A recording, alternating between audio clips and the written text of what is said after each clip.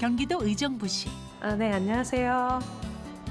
40대 후반 당뇨병을 앓다 지방간까지 진단받았던 신소라 씨. 과거 비만인 몸 때문에 이른 당뇨병 진단을 받았었고요.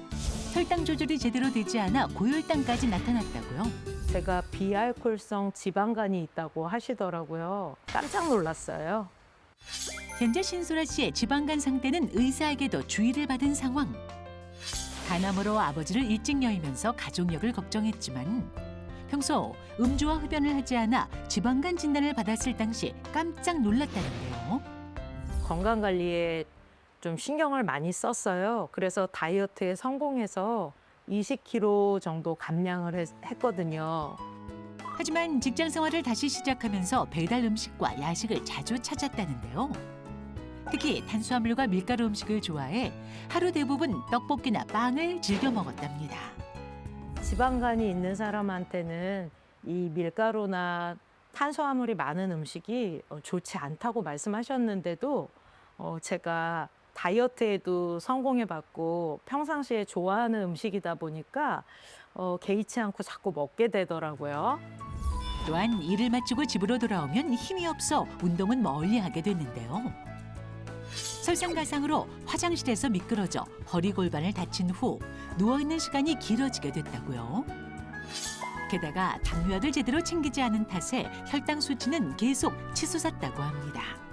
130에서 140이 넘을 때도 있고 또 식후 혈당도 200이 넘을 때도 있었어요. 약은 혹시 만드시는 건가요? 옛날에는 비교적 젊은 나이인데 그런 약들을 먹어야 되나 하는 생각으로 안 먹었어요. 의사 선생님이 수치가 너무 높아서 위험하다 할 때만 좀 한두 달씩 처방받아서 먹고 했어요. 그런데 요즘에는 약을 먹어야 되지만 제가 약 알러지가 생겨서 아무거나 먹을 수가 없더라고요.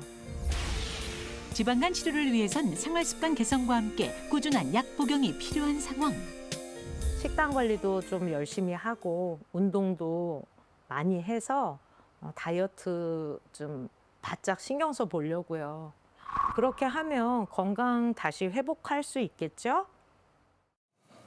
네, 혈당 조절이 잘 안 되는 당뇨 환자였는데요. 비알코올성 지방간 판정을 받았거든요.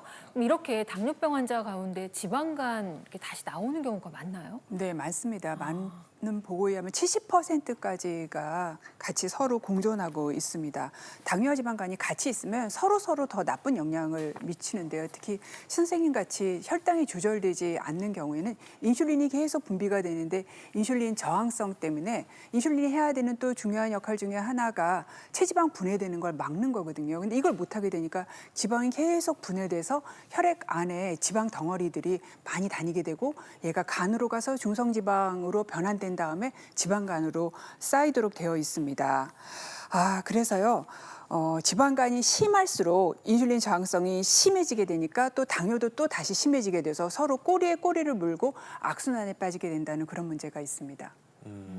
일단 여러 질환으로 약을 드시다 보니까 특히 이제 혈당 약을 꾸준히 안 드시고 뭐 간헐적으로 드시는 게 눈에 띄었어요. 네. 그리고 식습관 관리도 문제가 있어 보였는데 김 교수님 보시기에 어땠나요? 네, 당뇨병 치료제는 상비약이 아니니까 꾸준히 지속적으로 드셔야 효과가 나타난다는 점 명심하시고요.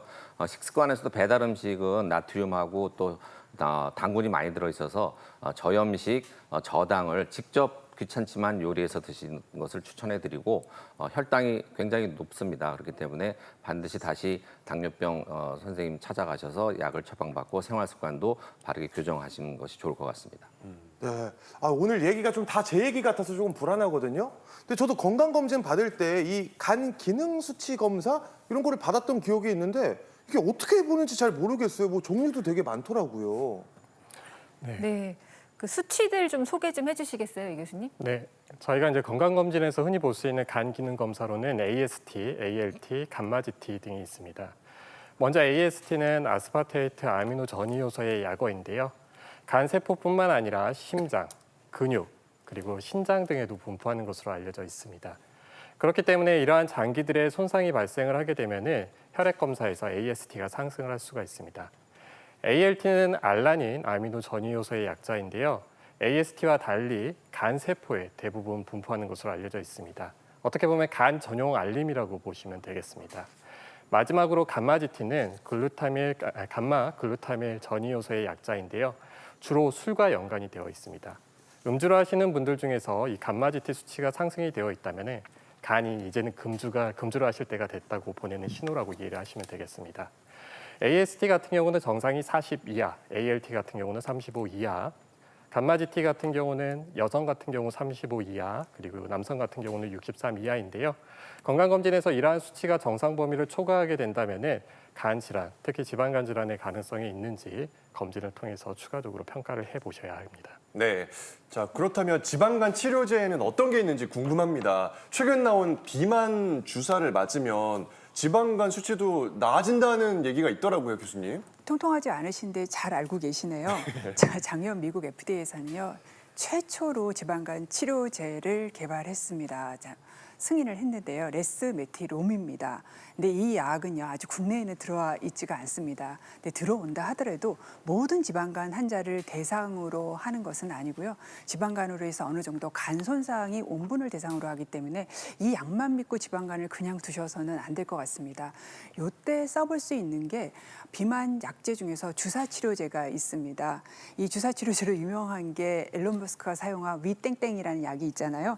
이 약의 성분이 세마글루타이드입니다. 그래서 세마글루타이드가 비알코올성 지방간에 어떤 좋은 영향을 주는지를 연구한 6개 연구를 메타 분석을 해갖고 확인을 했더니 간 수치도 떨어지고 간의 경직도 딱딱한 정도도 좋게 하고 간에 쌓여 있는 지방량도 좋게 했습니다. 그리고 근데 이 비만 치료 주사제는요, 지방간을 직접 치료하는 그런 약은 아닙니다. 단 비만 주사 치료제가 비만을 호전을 시키기 때문에 비만 호전으로 인해서 지방간이 좋아졌으니까 어쩌면 조금 더 근본적인 치료법이라 할 수 있습니다. 네.